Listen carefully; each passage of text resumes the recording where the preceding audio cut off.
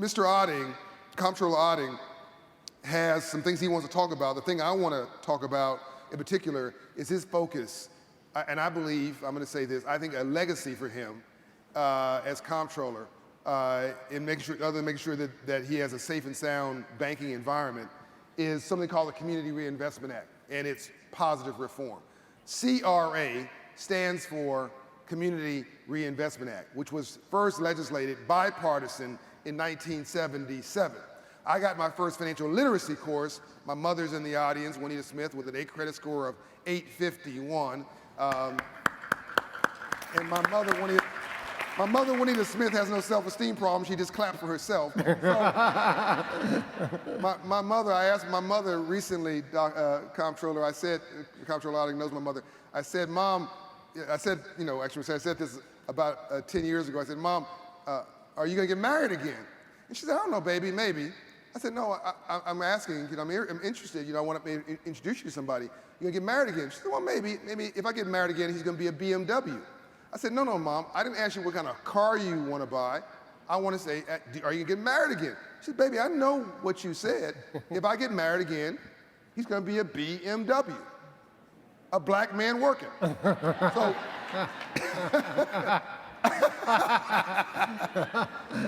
my mother is, I think, the prime example of who Comptroller Otting, by the way, the black female CEO of the largest black company in America just walked in the room, $2.2 billion in revenue, Janice Bryan Halroy. You don't just let her just walk in the room, $2.2 billion in revenue, and a wonderful human being. And I think, by the way, this is a dichotomy of what we want here. We have my mother, who raised 3 children as a single parent, who worked at McDonnell Douglas Aircraft. You wanted her to make sure she gets a fair shot, the Juanita Smith of the future, that she's not judged by the skin color, but the content of her character and her credit score and other variables. That's the safe and sound piece. And you want to make sure that we also produce some future Janice Bryan Halroys who are also creating jobs and economic opportunity.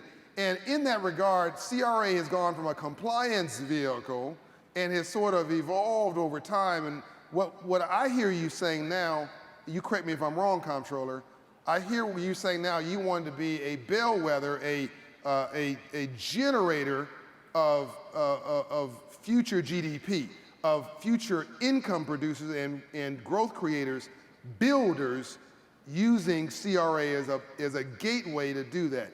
Is that fair? Absolutely, John. And first of all, congratulations on a wonderful forum. I've been coming to this for 10 years of my life, and every year it gets more exciting. The speakers have been just outstanding, and the subjects are wonderful. So let's give John a round of applause.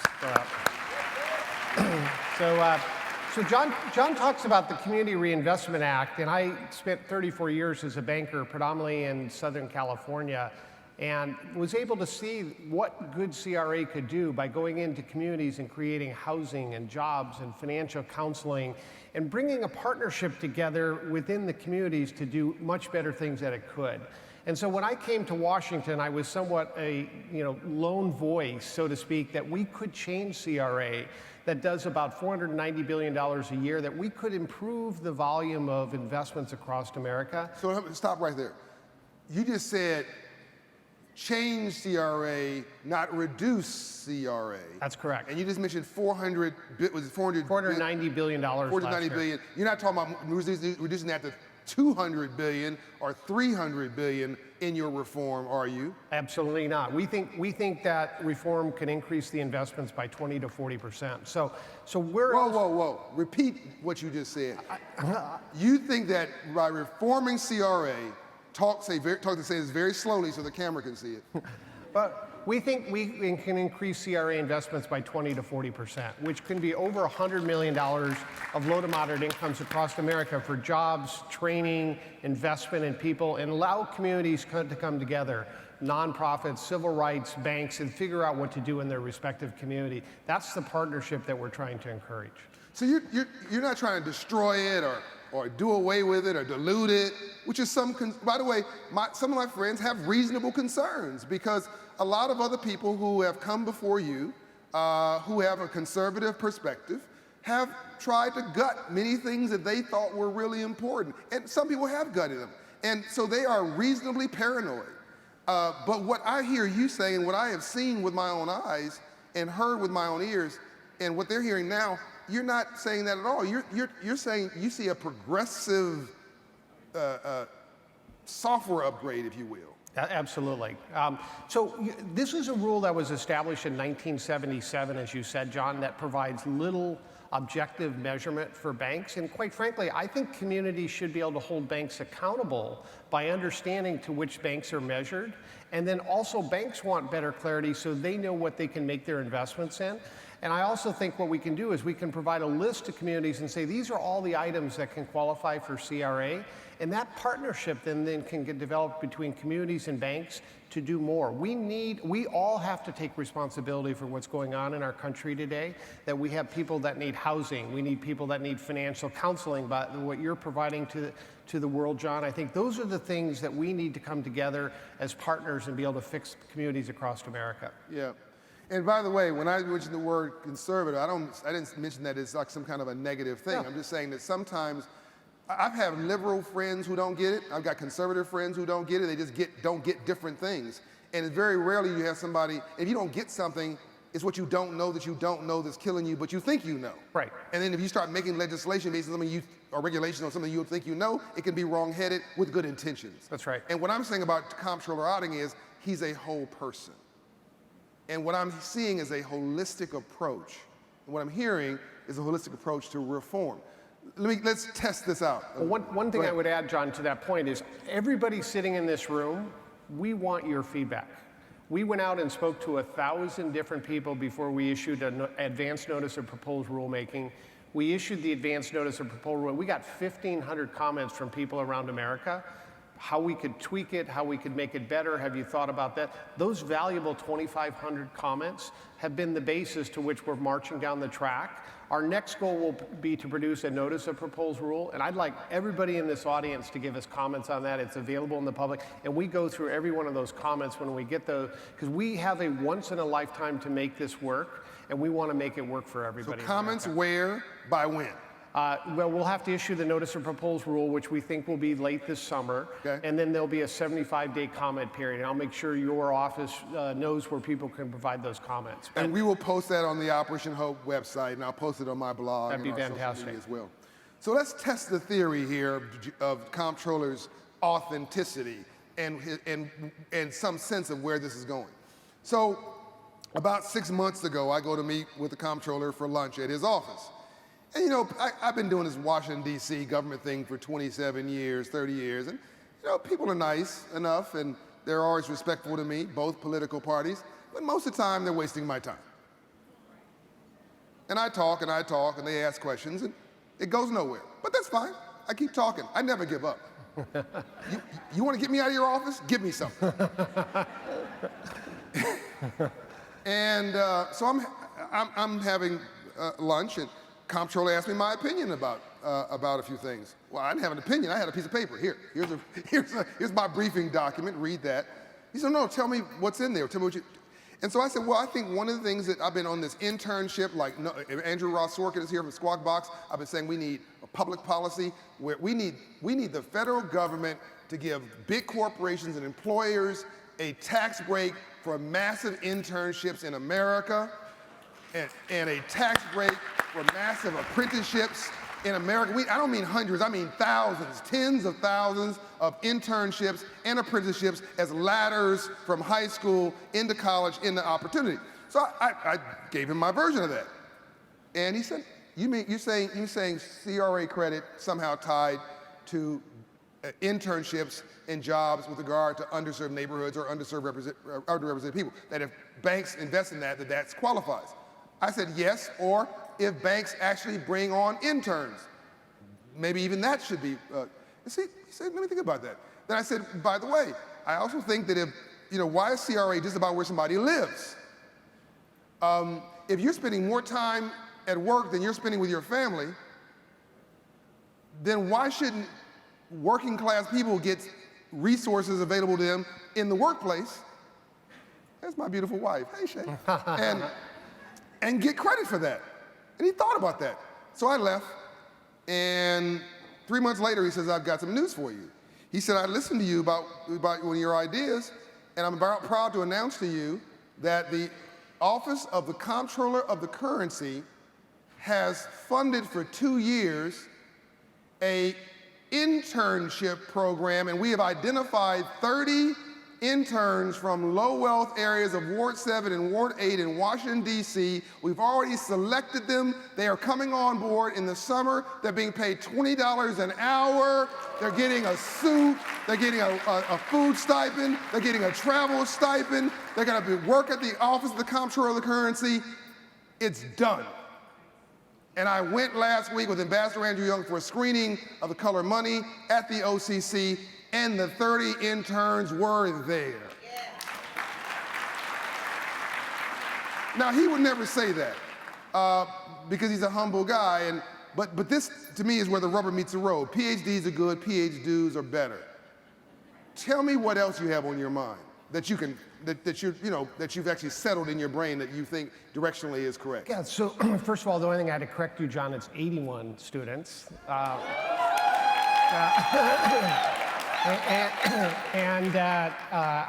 laugh, and some of the people from the OCC are in the room today. These are junior kids who, probably have troubled backgrounds. They're not A and B students, and we wanted to change their life. We wanted to give them an environment where they could come in for the summer, see what examinations are, see what technology is, see what HR and things like that are. And these are juniors that we really want to change the direction of their life. And all we asked was that somebody in the school, like a counselor, would sign off on those children, that they believe they have a vision for the future. And so we're really excited about that. I do think that this is something that will change a lot of their world, whether they become doctors, lawyers, bankers, or whatever. I think they will reflect back on this summer and say, I learned something different about the world that I didn't know before I started this program. And what's important to me is relationship capital. Like, you don't get hooked up just because you're smart, just because you got a degree. You get hooked up in large part once you got to be smart. No one's going to give you anything. But you get hooked up also because you know the people who are doing the hookups. So if you work, these are typey personalities at the OCC. You work there for 6 months, 3 months, whatever. You get to know people.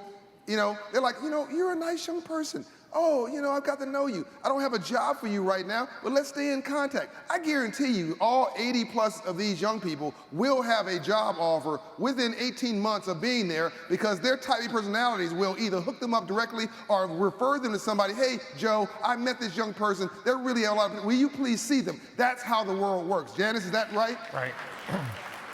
So what Comptroller is doing here is subtle, but it's everything. I was doing an interview with CNN 3 weeks ago, female Caucasian producer, perfectly qualified, let me say that.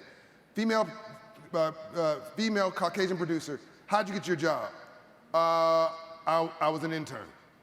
I was an intern, I came in, how'd you get the internship?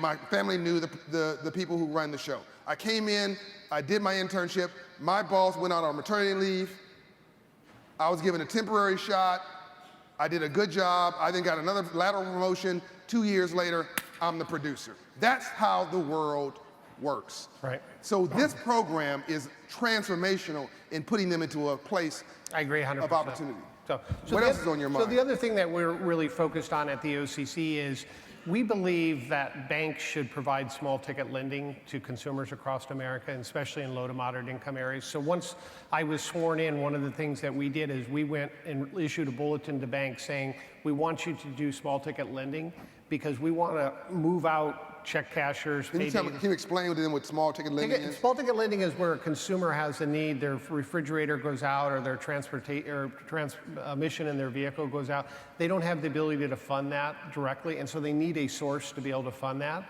Most of the communities in the low to moderate income area are going to the worst sources for that. Payday lenders. Payday lenders, check cashers, all that stuff. So we really want banks to get back into that space because we believe, similar to what you're doing, John, is banks can be the focus to help people understand financial literacy and move up the chain into a checking account and maybe an automobile loan in mainstream banking. And so we're very encouraged by the direction that we see banks, taking in this space.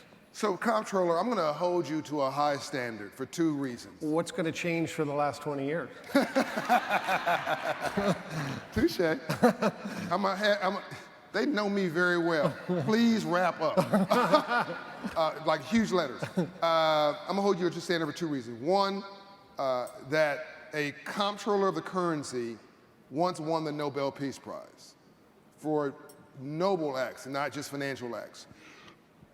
Number 2, the Freedmen's Bank, which you know I'm passionate about, Abraham Lincoln and Frederick Douglass, 1865, was an OCC chartered institution after the Civil War. That institution failed by no fault of the depositors, of the former slaves who worked their tails off, who put $52 million, $100 billion a day in this bank for uplift of former slaves, giving them the charter to teach them teach free slaves about money, free enterprise, economic opportunity, to take 40 acres and a mule and leverage that into generations of aspiration. And that dream got dashed when the bank went away. No fault of the OCC. But I see today the Freedmen's Bank legacy alive again. And we have a Freedmen's Bank Forum coming up with the Secretary of the Treasury and the Deputy Secretary announced. We have your CRA reform teed up. We got community qualified opportunity zones, which could direct $100 billion in neighborhoods. We have earned income tax credit. We've got HUD, SBA. There's a lot of mechanisms in place. I want to see a vision of a new Marshall Plan, small m, small p, a new Marshall Plan for the uplift of the least of these God's children, using CRA reform, providing more capital in these neighborhoods, more C-Corn, qualified opportunity zones, providing more equity in these neighborhoods for more uplift and more opportunity. I'm going to challenge you to make this a best-in-class model, not just for the U.S., not just for banking, but for the world. That's my challenge to you. I take that challenge. Thank you. Thank you.